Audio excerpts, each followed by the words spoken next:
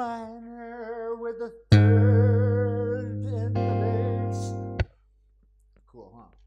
We'll get to that. However, right now, as before, and as may always be, I am still Travis Whitmire, and I am still here to give you another guitar lesson, packed with hopefully some fun and some seriousness. We'll put over here in a little box, pull out of it when we have to. But in the meantime, let's enjoy our musical journey here.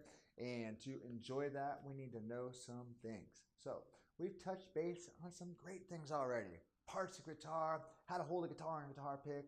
We talked about our first little dots, lines, numbers. Well, we're going to continue with our dots, lines, and numbers here in chord diagram.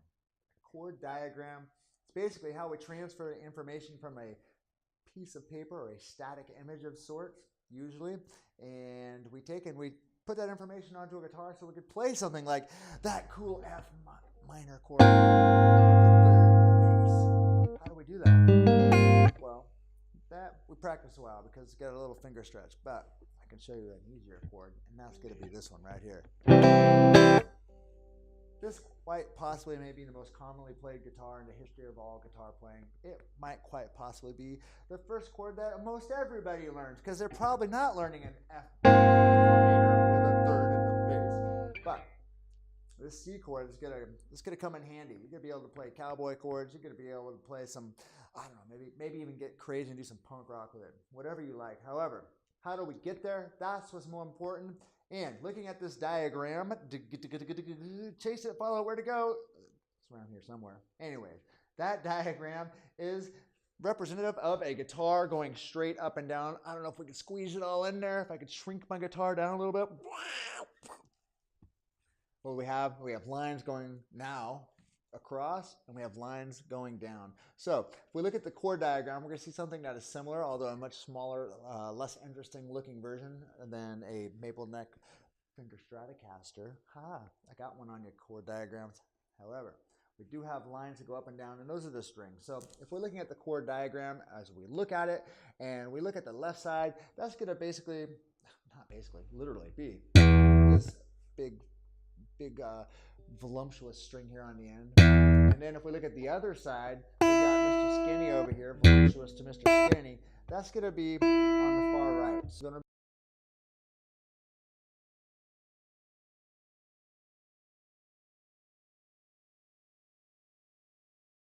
and as we already now know the names of our strings by letter and by number, we now can then talk about important things.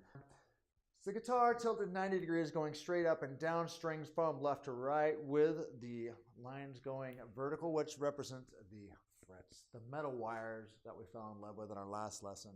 You might recall we talked about placing right behind the fret. Well, as we talked about the frets, the fret spaces, you're going to see these lines going up and down. If you see a big bar across the top, like you see right here, that big bar is going to represent the nut. And the first space down is going to be this first in the fret with a dot. So that being said, let's jump in and actually just play a chord right here, all right? So one other thing to make mention of is the little X's and O's at the top and the numbers at the bottom. You see an X? It means do not play here. No touching that string. Under any circumstances shall you ever hit that string. The other little circles above the big thick line at the top, the nut, that just means open. So strings, we're going to have numbers. I told you this is going to come in handy, the numbers of our fingers. So looking at this chord diagram for our Mr. Beautiful C major chord, we're going to take and we're going to notice that right away we got a big donut O at the top of the first string.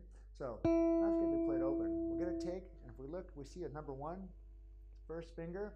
We look across, we see our second string over, first fret down, first finger, place right behind that bar. It's going to sound great. Let's see if we can get a good sound out of that. It's a winner, we'll take it. We got our first note. So now what we have again is another donut. Play it open. Okay, we don't need much marks there. If we look over here, we see the number 2 at the bottom. This could be your second finger. You take your second finger and you're going to place that on the second fret of the 4th string. I'm going to get this. Now we have. Cool, we're getting somewhere. One more to go. We're going to take our third finger. We're going to place it on the 3rd fret of the 5th string, just like we see in a graph, a little diagram. Now we have, with these open strings and our fingers pressed down right, as we see, what should look just like the chord diagram. Oh, I love it. We're going to have this, Mr. C major. And if we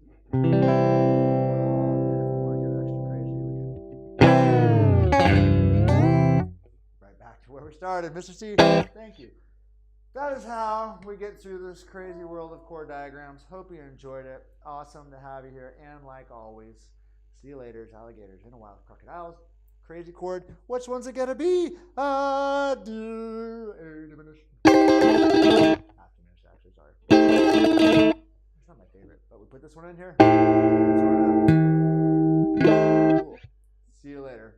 Thanks for checking it out.